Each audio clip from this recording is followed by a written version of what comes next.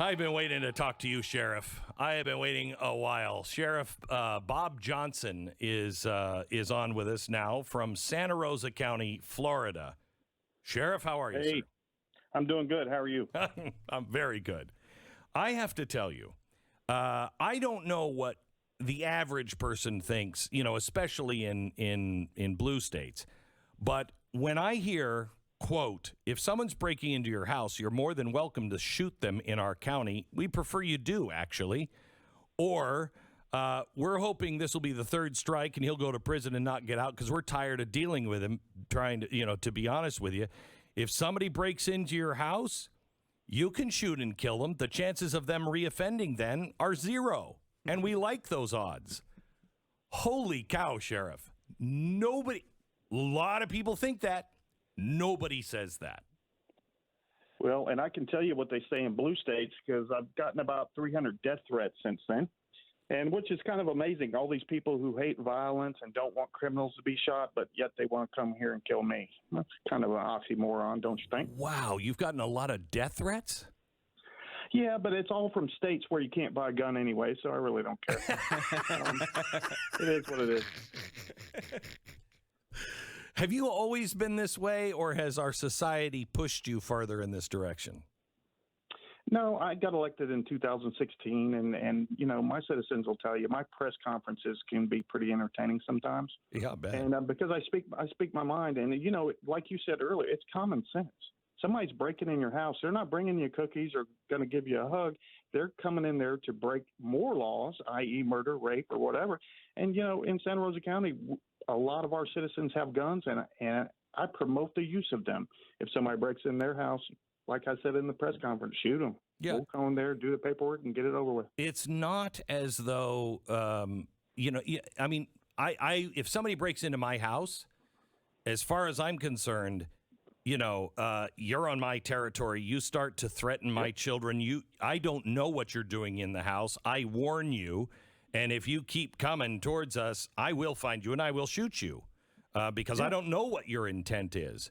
I have absolutely no problem with that. However, I'm not for shooting people. There's a real difference here. And people don't understand that. Yeah, there's a big difference. I'm not advocating people go out on the sidewalk and find people they don't like and shoot them. I mean, obviously that's against the law. But when you're in your home and somebody kicks your door in and then comes in your home, you shoot them. I tell you what, they do that at my house. They're going to end a long, dark tunnel with a light at the end of it with Elvis and Grandma because I'm going to shoot them multiple times. So have you found the person as the citizen that shot this criminal and wounded him? No, they missed. Oh, they missed. Yeah. That's why I said that press conference, come take our class. We'll make it more accurate. Next time you'll hit them.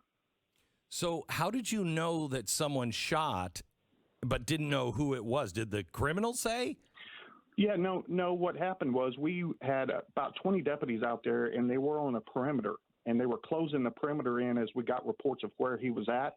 And then one of the officers on the perimeter said shots fired, multiple shots fired.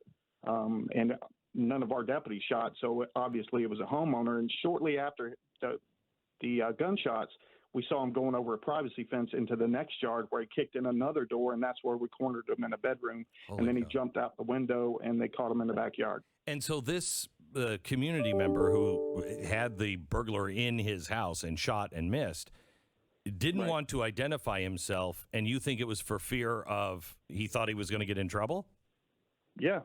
Well, I'm assuming that because they didn't come forward. I'll tell you right now, obviously, as I said in the press conference, you're not in any trouble. I mean, you're more than welcome to protect yourself and your family in your own home. That's just common sense. So that's got to be wildly different because I know when I lived in Connecticut and I went through gun safety classes, you call 911 and you put the phone down and you make sure you're announcing you're afraid for your life, yada, yada, because you'll be in court for a year if you shoot somebody. Not that way in your county? No, not that way in my state. We have a great governor who supports law enforcement. And, as long as you're legally allowed to possess a gun, and you're in your own home, you don't have a duty to retreat. Somebody kicks in your door, and they're coming at you, you can shoot and kill them, and you are perfectly within your rights to do so by Florida law. I have to tell you because I talk to sheriffs here in Texas, and we have most of them are just like you. I mean, the big cities now they're becoming crazy, but they're just like you. And this spirit used to exist everywhere in America, and it's remarkable to me that you stand out in a country full of sheriffs, you are our last defense when it comes to our rights. Yeah, definitely. Constitutional officers, our fundamental responsibility is the protection of our citizens. Everything else is second. So, and when you have somebody kick in your door, and we have a great response time here in Santa Rosa County, we really do. For a hot call, what we call a hot call, some burglary in progress or whatever, it's 3 to 5 minutes. And that's pretty quick if you look at the national average. Oh, yeah. But what can happen in 3 to 5 minutes?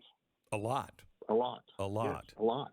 That's why we have our homeowners. We tell them, please arm yourselves, come take our safety class, make sure you're safe with the weapon and know how to store it, keep it away from kids. But when you need it, you can access it and take care of business. It is. It's remarkable to me. Most people don't know the term first responder began in the Carter years under the Carter administration.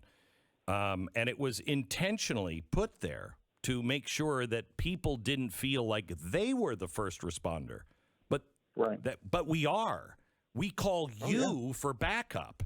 You know what I mean? Not to cower in our house. Right.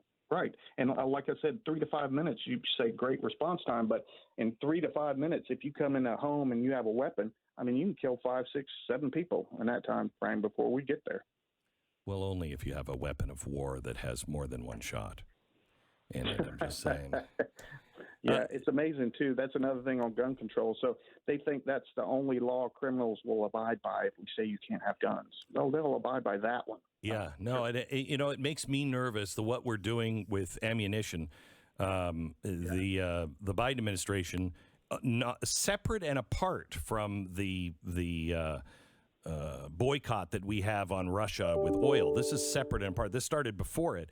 We've banned all Russian ammunition in America, which is the number one kind of ammunition for, going out at a shooting range. And 40% of all of our ammunition comes from Russia.